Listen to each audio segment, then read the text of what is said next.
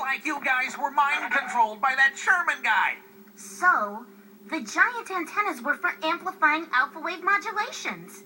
Or in layman's terms, mind control. Ingenious. Enough!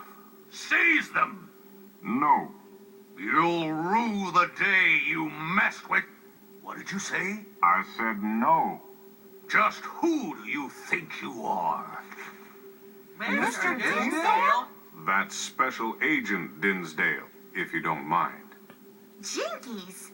All this time I thought you were just my local librarian. What, I can't have a second job? Travis Sherman, you are under arrest for fraud, conspiracy, and book tampering.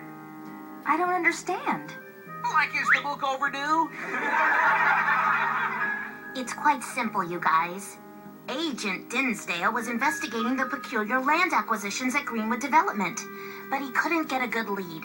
So he let us have a go at it and kept tabs on us the whole time. Sharp as ever, Miss Dinkley. I'm sorry I had to lead you on like this, but Sherman was just too big to touch without solid evidence. I would have gotten away with it, too, if it hadn't been... Sherman, you fool! You should have let me deal with those kids when I had the chance. Don't let her get away!